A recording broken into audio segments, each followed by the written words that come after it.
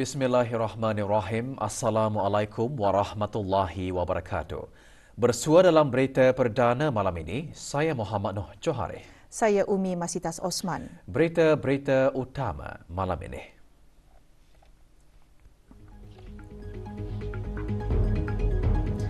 Kebawah Duli Yang Maha Mulia Paduka Seri Baginda Sultan dan Yang di-Pertuan Negara Brunei Darussalam berangkat tiba di Ankara bagi keberangkatan negara ke Republik Turkiye.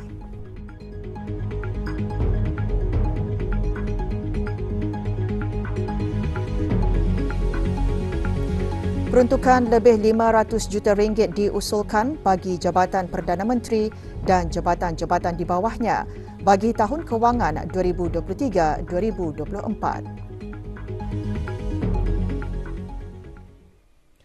Kebawah Duli Yang Maha Mulia Paduka Seri Baginda Sultan Haji Hassan Al-Bolkiah Muhammad Timur Daulah, Ibni Almarhum Sultan Haji Omar Ali Saifuddin Saadul Karewaddin, Sultan dan Yang di-Pertuan Negara Brunei Darussalam berangkat tiba di Ankara bagi menggerakkan keberangkatan negara ke Republik Turkiye pada 6 hingga 9 Mac 2023.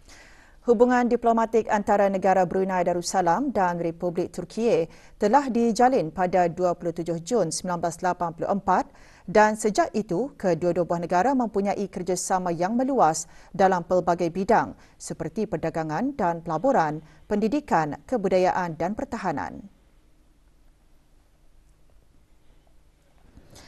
Keberangkatan tiba ke bawah Duli Yang Maha Mulia di lapangan terbang Esen Boga dialu-alukan oleh Tuan Yang Terutama Mustafa Vareng, Minister of Industry and Technology Republik Turkiye.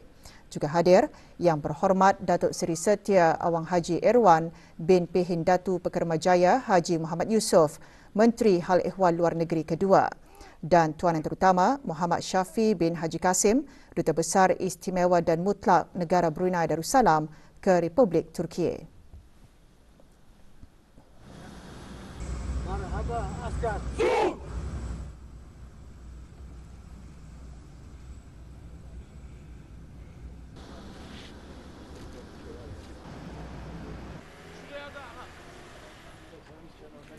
Keberangkatan negara ke bawah Duli Yang Maha Mulia ke Republik Turkiye ini mengesahkan semula hubungan dua hala yang mesra dan seterusnya mempromosikan kerjasama yang lebih erat antara kedua-dua buah negara. Kali terakhir baginda berangkat ke Republik Turkiye bagi keberangkatan negara adalah pada 7 hingga 11 April 2012.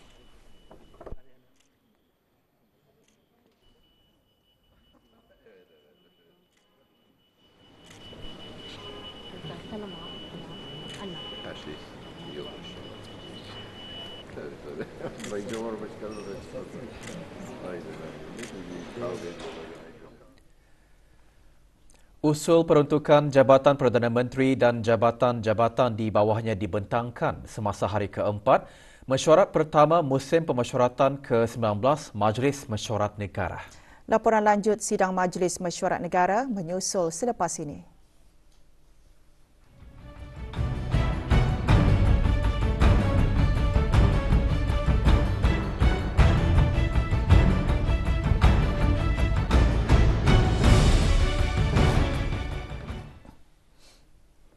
Mesyuarat pertama dari musim pemesyuaratan ke-19 Majlis Mesyuarat Negara meneruskan sidangnya bagi hari keempat hari ini dengan pembentangan usul peruntukan Jabatan Perdana Menteri dan jabatan-jabatan di bawahnya bagi tahun kewangan 2023-2024. Sidang sebelah pagi dimulakan dengan perbahasan yang menyentuh pelbagai isu. Antaranya penelitian semula lesen perniagaan tahunan serta projek-projek berskala besar dalam sektor hiliran yang berperanan memacu pertumbuhan negara dalam sektor bukan minyak dan gas yang disentuh oleh ahli-ahli yang berhormat dari kalangan orang-orang bergelar. Kalau ingin menyarankan di sini, regulator, yakni Central Bank, untuk lebih fleksibel dan menggalakkan kepada mana-mana institusi kewangan untuk benar-benar membantu bagi memudahkan pinjaman kewangan kepada syarikat-syarikat, terutama syarikat seringkatan termasuk MSS, untuk berusaha bersama-sama memperkembangkan perniagaan-perniagaan masing-masing. Dipercayai FDI bukan saja akan dapat menyumbang kepada pendapatan negara, tetapi akan menyediakan peluang-peluang pekerjaan kepada anak-anak tempatan yang setiap tahun keluar dari sekolah dan institusi pendidikan mencari pekerjaan. Dalam hal ini, kita mesti sudah mengenal pasti bidang-bidang pekerjaan dan kepakaran yang wujud dan menyediakan mereka untuk mengisi pekerjaan itu nanti. Mencipta satu aplikasi atau platform yang sama yang boleh memuatkan semua data-data belia berniaga, startup dan PMKS untuk memudahkan koordinasi semua agensi ini termasuk tracking dan bantuan kemahiran yang diperlukan supaya ianya dapat disalurkan dengan efektif dan efisien. Kalau berharap agar perkara ini dapat dikaji secara mendalam supaya penglibatan belia-belia ini dalam perniagaan dan PMKS ini akan dapat diperluaskan dan dimanfaatkan sepenuhnya. Bimbingan bagi warga tempatan yang ingin berkecimpung dalam bidang perniagaan dan penilaian yang diperlukan terhadap penggunaan peruntukan kewangan pula antara isu yang dibangkitkan oleh ahli-ahli yang berhormat daripada orang yang telah mencapai kecemerlangan. Penilaian terhadap keberkesanan dan kecekapan penggunaan peruntukan kewangan yang diberikan itu menerusi penetapan petunjuk prestasi utama ataupun KPI dalam penentuan KPI on financial effectiveness dan efisiensi. Semua rakyat, khususnya warga perkhidmatan awam, ikut teruja, excited dengan tema tersebut bagi meningkatkan dan melipat gandakan usaha menukar cara bekerja yang rutin atau business as usual untuk mencapai matlamat tema tersebut. FDI yang didatangi hendaklah komplement dan suplemen strength yang kita ada atau dapat menenhance atau menaik tarafkan agar kita mencapai wawasan 35 yang akan menjana banyak pekerjaan dan new revenue stream. Golongan yang perlu diberi perhatian dan dibantu iaitu golongan warga tempatan yang kurang mampu, yang kurang waham dengan how to start a business sehingga berjaya dengan bukan saja membimbing tetapi dituntun mereka ini sehingga mereka berjaya. Projek Lestari Pekan Tutong dan isu inflasi serta kenaikan harga barang antara yang disuarakan oleh wakil-wakil yang dilantik dari daerah-daerah. Yang pertama, memperkenalkan kawasan hijau dan bersih di Pekan Tutong. Kedua, mengurangkan kepadatan kenderaan dengan menyediakan ruangan penjalan kaki dan basikal. Ketiga, memelihara dan pemeliharaan warisan sejarah dan produk kebudayaan yang terdapat di Pekan Tutong. Dan keempat, penggunaan tenaga yang boleh diperbaharui ke arah mesra alam sekitar.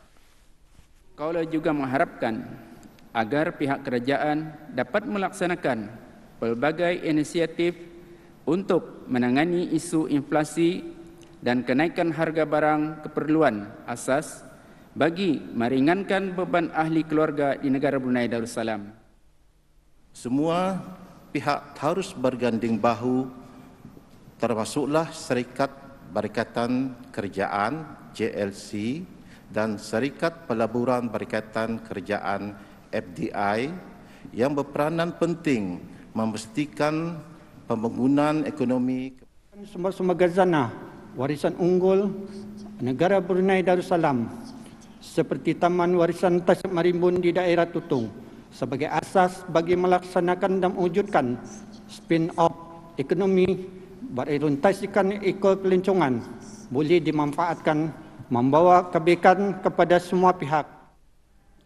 Pengusaha satu kampung satu produk, satu kes satu pi, hendaklah mengambil peluang ini untuk meningkatkan kualiti dan kuantiti produk masing-masing agar sentiasa relevan dan marketable. Pada sebelah petang, sidang mendengarkan pembentangan usul peruntukan Jabatan Perdana Menteri dan jabatan-jabatan di bawahnya bagi tahun kewangan 2023-2024 dengan peruntukan lebih RM573 juta. Ketika membentangkan usul tersebut, Menteri di Jabatan Perdana Menteri dan Menteri Pertahanan kedua menekankan Jabatan Perdana Menteri sebagai agensi utama akan terus meningkatkan tahap penyampaian perkhidmatan awam yang akan memangkin pembangunan perekonomian negara yang berdaya tahan serta menjaga kepentingan, keamanan dan keharmonian negara. Yang berhormat Pendato Lalar Raja Major Jeneral Besar Datuk Paduka Seri Haji Awang Halbi bin Haji Muhammad Yusof juga mengongsikan Jabatan Perdana Menteri dan jabatan-jabatan di bawahnya akan menyasarkan pelaksanaan anggaran belanjawan berasaskan usaha-usaha yang mendukung 3 keutamaan belanjawan negara yang telah ditetapkan dengan keutamaan pertama iaitu memelihara kesejahteraan awam.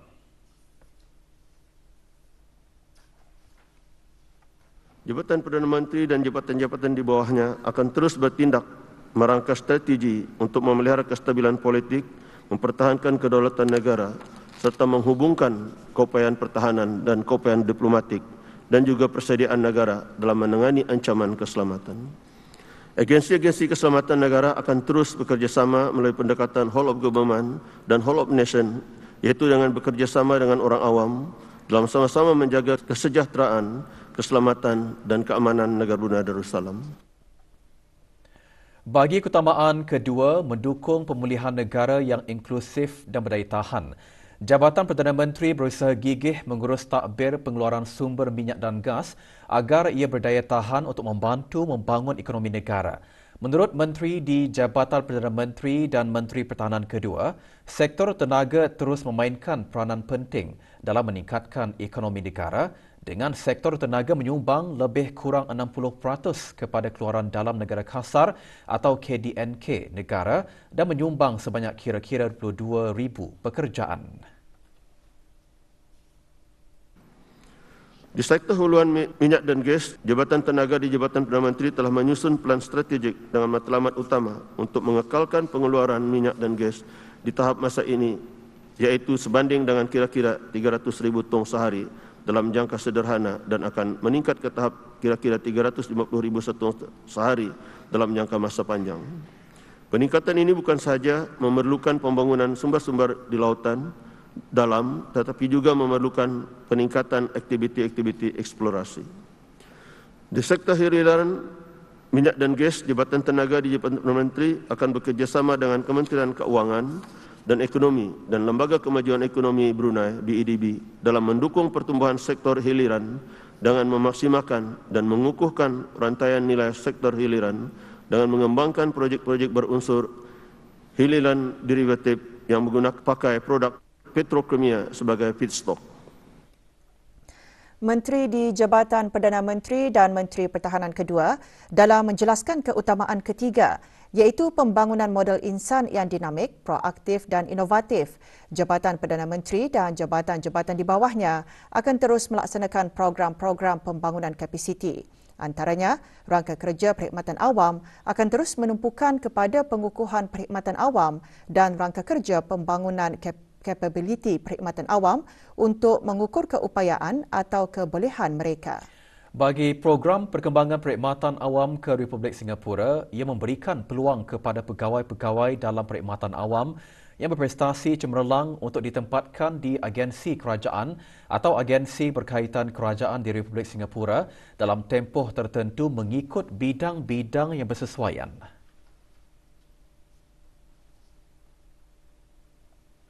Kerjasama ini diharap akan dapat mendatangkan manfaat dari segi pertukaran idea pembelajaran dari pengalaman, experiential learning dan amalan-amalan terbaik, best practices, peningkatan ilmu pengetahuan, pembinaan jaringan kerjasama, dan tentunya untuk mengeratkan lagi hubungan baik antara Negara Brunei Darussalam dan Republik Singapura yang sudah sekian lama terjalin. Adalah dihasratkan supaya peserta-peserta yang terlibat akan dapat menyumbang kepada peningkatan mutu pemberian perkhidmatan kepada orang ramai melalui penambahbaikan terhadap proses-proses kerja dalam fungsi organisasi perkhidmatan awam sekembali bertugas di tanah air. Pengambilan pekerjaan dalam sektor bukan minyak dan gas diketengahkan oleh Yang Berhormat Pihin Orang Kaya Laila Setia, Datuk Seri Setia Awang Haji Abdul Rahman bin Haji Ibrahim.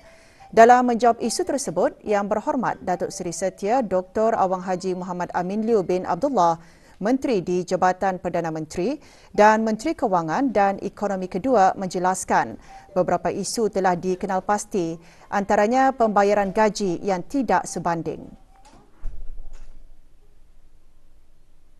Jadi untuk mengatasi isu ini, MPEC bekerjasama dengan beberapa kira industri players adalah mereview, membuat survey dari segi salaries ini di sektor swasta lah sebenarnya. Jadi salary guidelines ini baru dilancarkan belum lama ini untuk bagi satu guidelines kepada majikan-majikan di sektor swasta. Ini satu langkah permulaan lah, belum lagi kita ni benar-benarkan mengkuatkuasakan. Ini kira satu guideline saja.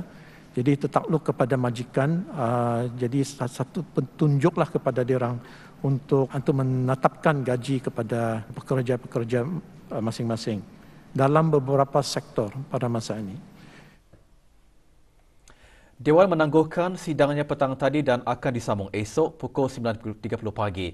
Orang ramai boleh mengikuti rakaman persidangan harian melalui saluran RTB Perdana dan RTB Sukma Indra pada pukul 9 malam bagi rakaman sesi pagi dan diikuti lagi pada pukul 10.50 malam bagi rakaman sesi petang.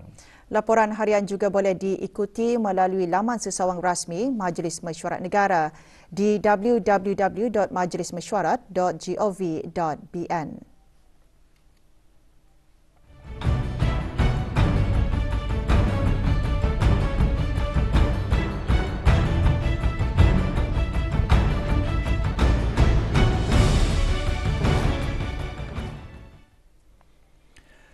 Buah keluarga mu'alaf menerima sumbangan makanan asasi melalui projek Fathul Barakah 4.0.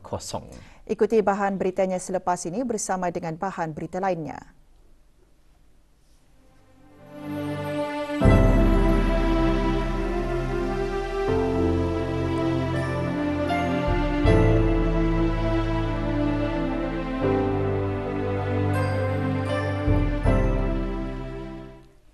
Pusat Dakwah Islamiah melalui bahagian pembangunan mu'alaf kebajikan mu'alaf dengan kerjasama Persatuan Mu'alaf seluruh negara mengkayahkan projek Fathul Barakah 4.0 bagi memberi peluang kepada orang ramai untuk sama-sama memberi infak berupa makanan asasi untuk keperluan mu'alaf yang memerlukan.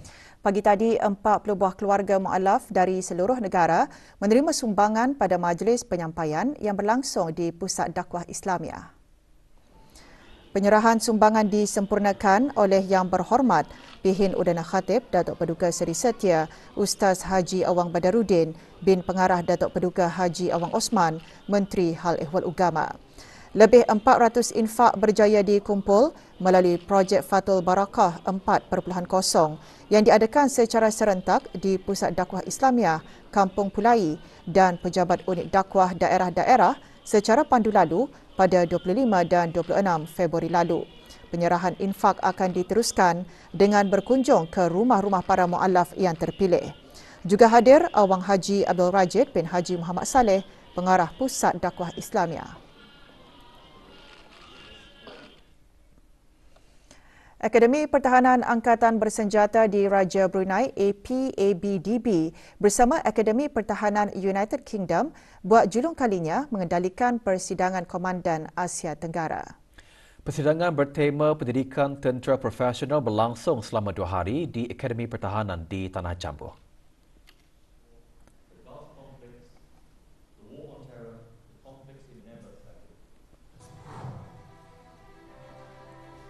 Perasmiannya disempurnakan oleh Pemerintah Tentera Udara di Raja Brunei dalam ucap tama Brigadier Jeneral Udara Datuk Seri Pahlawan Muhammad Sharif bin Datuk Paduka Haji Ibrahim menekankan kepentingan menerapkan pendidikan tentera profesional dan pembelajaran kepada anggota-anggota tentera terutama sekali dalam menghadapi keadaan sekuriti antarabangsa dan geopolitik yang dinamik dan sentiasa berkembang. Persidangan diisikan dengan pembentangan dua topik pengenalan oleh wakil dari Republik Singapura dan United Kingdom. Persidangan kali ini disertai oleh para ketua Universiti Pertahanan dan Akademi Tentera di Kerajaan Kemboja, Republik Indonesia, Republik Demokratik Rakyat Lao, Malaysia, Republik Filipina, Republik Singapura, Kerajaan Thailand dan Republik Sosialis Vietnam. Pesta Pengajian Tinggi Amerika Syarikat ke-7 yang dianjurkan oleh Kedutaan Amerika Syarikat di negara Brunei Darussalam menyediakan peluang bagi pelajar-pelajar ibu bapa dan pentadbir-pentadbir sekolah untuk berinteraksi dengan pegawai-pegawai yang menyertai pesta berkenaan. Pesta berlangsung di salah sebuah hotel di Gadong. Dilancarkan oleh Dr. Haji Azman bin Ahmad, Setiausaha Tetap Pengajian Tinggi Kementerian Pendidikan. Juga hadir Puanan Terutama Karen McClellan, Duta Besar Istimewa dan Mutlak Amerika Syarikat ke negara ini. Pesta pengajian ini melibatkan 5 buah universiti dan kolej Amerika Syarikat yang menawarkan pelbagai program pendidikan pelbagai peringkat. Setiap tahun, Penasihat Pendidikan Amerika Syarikat menyediakan saluran terkini mengenai bagaimana membuat permohonan memasuki kolej dan universiti di Amerika Syarikat. Ahli Jawatan Kuasa Takmir Masjid Hasan Al-Bolkiah Pekan Tutong, Muslimah Belia serta jemaah masjid berkenaan menerima sijil penghargaan dalam menjayakan aktiviti sepanjang tahun 2022. Sijil-sijil penghargaan disampaikan oleh Yang Berhormat Awang Abdul Aziz bin Haji Hamdan, Ahli Majlis Mesyuarat Negara. Mereka yang menerima sijil telah menjalankan program-program yang difokuskan kepada penataran ilmu antaranya ceramah-ceramah, bengkel keilmuan dan aktiviti sukan sesuai dengan misi masjid berkenaan. Majlis diselajurkan dengan sumbangan kepada anak-anak yatim dan sumbangan khas kepada yang memerlukan. Majlis diadakan semalam di masjid berkenaan di Pekan Tutong. Brunei Gas Carriers BGC hari ini mengadakan acara bagi meraikan kejayaan rakan-rakan perniagaan perusahaan kecil dan sederhana PKS BGC dan diselajurkan Majlis Penandatanganan Kontrak. Terdahulu diadakan pertunjukan video berkaitan pencapaian dan kejayaan BGC dan ucapan daripada Pengiran Dianawati, Pengiran Madzin, pengurus kontrak dan perolehan BGC. Berikutan kitaran kedua program I-Usahawan BGC tahun lepas. BGC telah berjaya menganugerahkan 2 rakan perniagaan I-Usahawan dengan kontrak 3 tahun bersama Aventive Enterprise untuk perkhidmatan pengurusan acara dan kejuruteraan dan pembinaan Quasar untuk penyediaan perkhidmatan pembersihan. Hadir Kapten Abdul Matin Abdul Rahman Liu, Pengarah Urusan BGC. Sementara itu, Brunei Gas Carriers BGC hari ini melancarkan program pembangunan In-Country Value ICV yang baharu yang diberi nama BGC Ignite. Program merupakan yang pertama seumpamanya di negara ini, usaha ke arah memacu aspirasi negara bagi kemajuan industri maritim dan perkapalan melalui projek Kluster Maritim Brunei Darussalam BDMC. Aspirasi di bawah ICV Ignite BGC adalah sebagai menyokong kesiapsiagaan dan berdaya saing perniagaan tempatan dengan ilmu peralihan melalui beberapa siri latihan, rangkaian dan forum yang menumpukan mengenai keperluan keselamatan dan industri untuk kesiapsiagaan industri menjelang akhir tahun 2024. Pada sesi perkongsian, Awang Haji Muhammad Hadillah bin Haji Abdul Manaf, pemangku penolong pengarah bahagian industri dan ekosistem perniagaan Kementerian Kewangan dan Ekonomi, menekankan mengenai beberapa sudut pandangan projek terkini BDMC, perbincangan kejayaan projek dan kemajuan ekonomi Brunei. Dalam era digital ini, wanita hendaklah bijak dalam penggunaan media sosial sebagai platform untuk menyebarkan ibadah namun masih menjaga batas selaku wanita misali. Perkara itu antara yang ditekankan pada Majlis Kesyukuran Khas Wanita sempena Hari Wanita Antarabangsa, anjuran Kementerian Kebudayaan Belia dan Sukan melalui Jabatan Pembangunan Masyarakat JAPIM. Majlis berlangsung petang tadi di Kementerian Kebudayaan Belia dan Sukan. Hadir Datin Hajah Dayang Binanun binti Haji Bungsu, isteri Menteri Kebudayaan Belia dan Sukan. Tazkirah bertajuk Wanita Misali dan Berinovasi Membangun Ummah disampaikan oleh Dr. Haja Umi Faiza binti Haji Abdul Rahman, pensyarah UNISA. Dalam tazkirahnya juga mengongsikan mengenai definisi wanita misali sebagai teladan dan inovasi ke arah perubahan yang positif. Majlis dihadiri oleh lebih 200 orang. Sebenarnya, agama Islamlah menjadi pendorong utama wanita untuk berinovasi. Sekolah Arab Belait hari ini mengadakan program EMS Zing Day. Program diadakan sempena Hari Buku Sedunia yang disambut pada 2 Mac 2023. Program seumpamanya bertujuan memupuk budaya membaca dan mencukil bakat dalam kalangan pelajar. Program diisi dengan pelbagai aktiviti berunsurkan mata pelajaran teras, melibatkan semua guru, penuntut dan kaki tangan sekolah berkenaan. Juga diadakan Sci Maths Mini Fair, Reading Hour dan sesi kongsi sama. Selain meningkatkan kemahiran berkomunikasi dalam kalangan pelajar, program seumpamanya dihasrat dapat menarik minat lebih ramai pelajar kepada subjek bahasa Inggeris, sains dan matematik.